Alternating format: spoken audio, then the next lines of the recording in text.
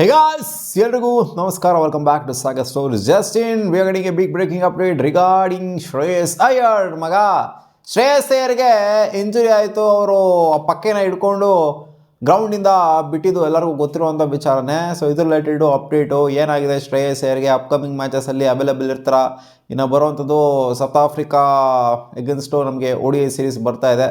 Almost ಸ್ವಲ್ಪ time ಇದೆ ಅಂತ ಅಂದ್ಕೊಳ್ಳಿ, ರಿಕವರ್ ಆಗ್ಬೋದು ಆ ಒಂದು ಮಟ್ಟದಲ್ಲಿ ಅಂತ ಅಂದ್ಕೊಂಡ್ರು ಸಹ ಅದನ್ನ ಪಕ್ಕ ಹೇಳೋದಕ್ಕಾಗೋದಿಲ್ಲ. ರಿಕವರ್ 100% ಶಾರ್ಟಾಗಿ ಆ ಟೀಮ್ಗೆ ಹಾಗೆ ಆಗ್ತಾರೆ ಅಂತ. ಇವಾಗ ಬರ್ತಿರೋ ಅಪ್ಡೇಟ್ ಪ್ರಕಾರ ಅವ್ರಿಗೆ ರಿಬ್ ಇಂಜುರಿ ಆಗಿದೆ ಅಂತೆ. ಲೆಫ್ಟ್ ಸೈಡ್ನ ರಿಬ್ ಇಂಜುರಿ. ಅವ್ರು ಬಿದ್ದಂಥ ಏಟೇನಿದೆ ಅದು ಇಂಪ್ಯಾಕ್ಟ್ ಆಗಿದೆ ಅಂತೆ. ಸೊ ಇಂಪ್ಯಾಕ್ಟ್ ಆಗಿಲ್ಲ ಅಂದರೆ ಏನೂ ಕೂಡ ಆಗೋದಿಲ್ಲ. ಅವರು ಒಂಥರ ಹಿಂದೆಗಡೆ ಹೊಡ್ಕೊಂಡು ಹೋಗ್ಬಿಟ್ಟು ಹಿಡಿಯುವಂಥ ಟೈಮಲ್ಲಿ ಒಂಥರ ಹೊಟ್ಟೆ ಮೇಲೆ ಬೀಳಬೇಕು ಅಂತ ಹೇಳ್ತಾರೆ ಯಾವಾಗಲೂ ಕ್ರಿಕೆಟರ್ಸ್ಗಳಿಗೆ. ಡೈವ್ ಹಾಕುವಂಥ ಟೈಮಲ್ಲಿ ಅವ್ರ ಹೊಟ್ಟೆ ಮೇಲೆ ಬೀಳದೆ ಇಲ್ಲಿ ರಿಬ್ ಮೇಲೆ ಬಿದ್ದಿದ್ದರಿಂದ ಎದೆ ಮೇಲೆ ಬೀಳೋದು, ಹೊಟ್ಟೆ ಮೇಲೆ ಬೀಳೋದು, ಎದೆ ಮೇಲೆ ಬೀಳೋದು, ಜೊತೆಗೆ ಚೆಸ್ಟ್ ಮೇಲೆ ಬೀಳೋದು, ಈ ಥರ ಎಲ್ಲ ಮಾಡ್ತು ಅಂದಾಗ ಇಂಜುರಿಗಳಾಗುತ್ತೆ. ಸೊ ಕ್ರಿಕೆಟರ್ಸ್ ನಾರ್ಮಲಿ ಹೊಟ್ಟೆ ಮೇಲೆ ಬೀಳ್ತಾರೆ, ಅವಾಗ ಇಂಜುರಿನ ತಪ್ಪಿಸ್ಬೋದು. ಮೂಳೆಗಳ ಮೇಲೆ ಬೇಸಿಕಲಿ ಇಂಪ್ಯಾಕ್ಟ್ ಆಗಬಾರ್ದು ಗುರು. ಮೂಳೆಗಳನ್ನ ಅವಾಯ್ಡ್ ಮಾಡಬೇಕು. ಈ ಮೂಳೆ ಮೇಲೆ ಬಿದ್ದಿರೋದ್ರಿಂದ ಅಂದರೆ ರಿಬ್ಬು ನೆಲಕ್ಕೆ ಬಡ್ದಿರೋದ್ರಿಂದ ರಪ್ಪನಂಗೆ ಬಡ್ದಿರೋದ್ರಿಂದ ಆ ಡೈವಿಂಗ್ ಎಫೆಕ್ಟ್ ಎಕ್ಸ್ಟ್ರಾರ್ಡನರಿ ಆಗಿತ್ತು. ಅಲೆಕ್ಸ್ ಕ್ಯಾರಿನ ಔಟ್ ಮಾಡಿದ್ದು, ಕ್ಯಾಚಿಂಗು ಕೂಡ ಸಖತ್ತಾಗಿತ್ತು. ಬಟ್ ಅನ್ಫಾರ್ಚುನೇಟ್ಲಿ ಲ್ಯಾಂಡ್ ಆಗುವಂಥ ಒಂದು ಇದರಲ್ಲಿ ಅವರು ಕರೆಕ್ಟಾಗಿ ಲ್ಯಾಂಡ್ ಆಗಿಲ್ಲ. ಸೊ ರಿಬ್ಬಿಗೆ ಬಿದ್ದಂಥ ಏಟೇನಿದೆ ಆ ರಿಬ್ ರೀಜನಲ್ಲಿ ಕೆಳಗಡೆ ಸ್ವಲ್ಪ ಇಂಟರ್ನಲ್ ಬ್ಲೀಡಿಂಗ್ ಆಗಿದೆ ಅಂತೆ ಅವರಿಗೆ. ಆ ಬ್ಲೀಡಿಂಗ್ನ ಸದ್ಯದ ಮಟ್ಟಿಗೆ ಇನ್ನೂ ನಿಂತಿಲ್ವಂತೆ. ಇವಾಗ BCCI ಅವರು ಕ್ಲೋಸ್ಲಿ ಮಾನಿಟರ್ ಮಾಡಿದರೆ ಶ್ರೇಯಸ್ ಅಯ್ಯರ್ನ ಎಲ್ಲರೂ ಅಂದರೆ ವಿರಾಟ್ ಕೊಹ್ಲಿ, ರೋಹಿತ್ ಶರ್ಮಾ ಇವರೆಲ್ಲ ಯಾರ್ಯಾರು T20 ಸೀರೀಸಲ್ಲಿ ಯಾರೆಲ್ಲ ಎಲ್ಲ ಬಂದ್ಬಿಟ್ರಂತ ಆಲ್ರೆಡಿ. ಇವ್ರು ಮಾತ್ರ ಇವಾಗ ಸಿಡ್ನಿಲಿ ಟ್ರೀಟ್ಮೆಂಟ್ನ ತೊಗೊತಿದ್ದಾರೆ. ICU ಅಲ್ಲಿ ಇಟ್ಟಿದ್ದಾರಂತೆ ಶ್ರೇಯಸ್ ಅಯ್ಯರ್ನ. ಇನ್ನು ಅಪ್ಕಮಿಂಗ್ ಇನ್ನೂ ಒಂದು 2-3 ದಿನ ಅವ್ರನ್ನ ICUಲೇ ಮಾನಿಟರ್ ಮಾಡ್ತಾರಂತೆ ಆ ಬ್ಲೀಡಿಂಗ್ ನಿಲ್ಲೋವರೆಗೂ ಕೂಡ. ಇನ್ ಕೇಸ್ ಅಂದರೆ ರಿಬ್ ಇಂಜುರಿ ಕೂಡ ಆಗಿದೆ, ಲೆಫ್ಟ್ ರಿಬ್ ಇಂಜುರಿ ಕೂಡ ಆಗಿದೆ ಅಂತೆ. ಸೊ ರಿಬ್ ಇಂಜುರಿ ಅನ್ನೋಂಥದ್ದು ರಿಕವರ್ ಆಗಬೇಕು ಅಂದರೆ ಸ್ವಲ್ಪ ಕಷ್ಟನೇ, ಅಂದರೆ ಆಗೋದೇ ಇಲ್ಲ ಅಂತಲ್ಲ.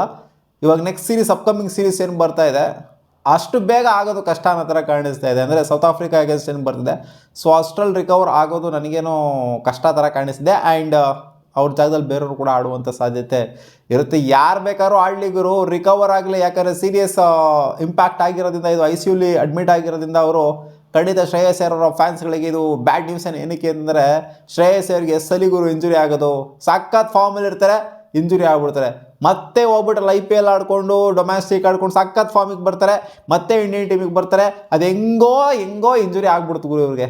ಈ ಪ್ಲೇಯರು ಆಲ್ಮೋಸ್ಟ್ ಒಂದು 6-7 ವರ್ಷದಿಂದ ಇಂಟರ್ನ್ಯಾಷನಲ್ ಕೆರಿಯರಲ್ಲಿದ್ದಾರೆ. ಗ್ರಾಫಿಂಗೆ ಮೇಲೆ ಕೆಳಗೆ ಆಗಿದೆ. ಇವ್ರ ಫಾರ್ಮಿಂದ ಕೆಲವೊಂದು ಟೈಮ್ ಹೋಯ್ತು ಅಂತಂದರೆ ಇವ್ರ ಇಂಜುರಿಯಿಂದನೇ ಮೇಯ್ನಾಗೆ ಈಚೆ ಉಳ್ಕೊಳ್ಳೋದು. ಸುಮಾರು ಸಲ ಆಗಿದೆ ಶ್ರೇಯಸ್ ಅಯ್ಯರ್ಗೆ ಇಂಜುರಿ. ಆ ಇಂಜುರಿ, ಈ ಇಂಜುರಿ, ಶೋಲ್ಡರ್ ಡಿಸ್ಲೊಕೇಟ್ ಆಗೋದು, ಆಮೇಲೆ IPL ಆಯ್ತಲ್ಲಪ್ಪ ಇಂಜುರಿಗಳು, IPL ಮಿಸ್ ಮಾಡ್ಕೊತಾರೆ, ಆಮೇಲೆ ದೊಡ್ಡ ಸೀರೀಸ್ಗಳನ್ನ, ದೊಡ್ಡ ಟೂರ್ನಮೆಂಟ್ಗಳನ್ನ ಮಿಸ್ ಮಾಡ್ಕೊಂಡ್ಬಿಡ್ತಾರೆ ಇಂಜುರಿಗಳಿಂದ. ಸೊ ಶ್ರೇಯಸ್ ಅಯ್ಯರ್ಗೆ ಇಂಜುರಿ ಆಗೋದೇನಿದೆ ಫಾರ್ ದ ಫಸ್ಟ್ ಟೈಮ್ ಏನಲ್ಲ, ಬೇಜಾನ್ಸ್ಲಿ ನೋಡಿದ್ದೀವಿ ಬಿಗ್ ಇಂಜುರಿ ಆಗೋದು. ಅದು ಏನಾದ್ರು ಒಂದ್ಸಲ ಇಂಜುರಿ ಆಯಿತು ಅಂತಂದರೆ ವರ್ಷಗಟ್ಟಲೆ ರಿಕವರ್ ಆಗಿರೋದು ಕೂಡ ಶ್ರೇಯಸ್ ಅಯ್ಯರ್ ನೋಡಿದ್ದೀವಿ. ಈ ಇಂಜುರಿ ಏನಾಗಿದೆ ಅನ್ಫಾರ್ಚುನೇಟಾಗಿ ಲ್ಯಾಂಡ್ ಆಗಬೇಕಾದ್ರೆ ರಿಬ್ ಮೇಲೆ ಏಟ್ ಆಗಿಬಿಟ್ಟು ರಿಬ್ಬು ಸ್ವಲ್ಪ ಫ್ರ್ಯಾಕ್ಚರ್, ರಿಬ್ಬು ಕೂಡ ಸ್ವಲ್ಪ ಏನೋ ಪ್ರಾಬ್ಲಮ್ ಆಗಿದೆ ಅಂತೆ, ಜೊತೆಗೆ ಇಂಟರ್ನಲ್ ಬ್ಲೀಡಿಂಗು ಕೂಡ ಆಗಿದೆ ಅಂತೆ. ಸೊ ಇದಾದಷ್ಟು ಬೇಗ ರಿಕವರ್ ಆಗಲಿ. ಸೌತ್ ಆಫ್ರಿಕಾ ಸೀರೀಸಿಗೆ ನನ್ನ ಪ್ರಕಾರ ಇರೋದು ಡೌಟು.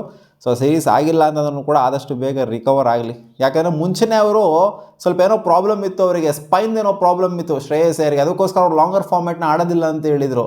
4 ಡೇ ಫಾರ್ಮ್ಯಾಟ್ ಆಗಿರಲಿ, 5 ಡೇ ಫಾರ್ಮ್ಯಾಟ್ ಆಗಿರಲಿ, ನಾನು ಆಡೋದಿಲ್ಲ ಅಂತ BCCIಗೆ ಆಲ್ರೆಡಿ ಹೇಳಿದರು. ಅವ್ರು ಬರೀ 1 ಡೇ ಇಂಟರ್ನ್ಯಾಷನಲ್ ಜೊತೆಗೆ T20ಗೆ ಮಾತ್ರ ಅವೈಲೇಬಲ್ ಇದ್ದಿದ್ದು. ಸೊ ಈ ಟೈಮಲ್ಲಿ ಅವರಿಗೆ ಸ್ಪೈನ್ ಪ್ರಾಬ್ಲಮ್ ಇದ್ದಂಥ ಟೈಮಲ್ಲಿ ಈ ಥರ ಒಂದು ಇಂಜುರಿ ಆಯಿತು ಅಂತಂದರೆ ಇದು ಬ್ಯಾಕ್ ಟು ಬ್ಯಾಕ್ ಒಂಥರ ಮಲ್ಟಿಪಲ್ ಇಂಜುರೀಸ್ ಅಂತ ಹೇಳಿ. ಅವ್ರ ಸ್ಪೈನ್ಗೂ ಪ್ರಾಬ್ಲಮ್ ಇದ್ದಿದ್ದರಿಂದ, ಜೊತೆಗೆ ರಿಬ್ಸ್ಗೂ ಇವಾಗ ಪ್ರಾಬ್ಲಮ್ ಆಗಿರೋದ್ರಿಂದ, ಇಂಟರ್ನಲ್ ಬ್ಲೀಡಿಂಗ್ ಎಲ್ಲ ಆಗಿರೋದೆಲ್ಲ ನೋಡ್ತು ಅಂತ ಅಂದರೆ ಖಂಡಿತ ಅವರು ಸೌತ್ ಆಫ್ರಿಕಾ ಸೀರೀಸಿಗಂತೂ ಖಂಡಿತ ಇರೋದಿಲ್ಲ ಅಂತ ಒಂದು ಸ್ಟ್ರಾಂಗ್ ಫೀಲಿಂಗ್ ನನಗೇನೋ ಅನ್ನಿಸ್ತಾ ಇದೆ. ಎಲ್ಲ 100% ರಿಕವರ್ ಆಗಿ ರಿಹ್ಯಾಬ್ ಎಲ್ಲ ಮಾಡಿಕೊಂಡು ಮತ್ತೆ ಬರಬೇಕು ಅನ್ನೋ ಥರ ಕಾಣಿಸ್ತಾ ಇದೆ.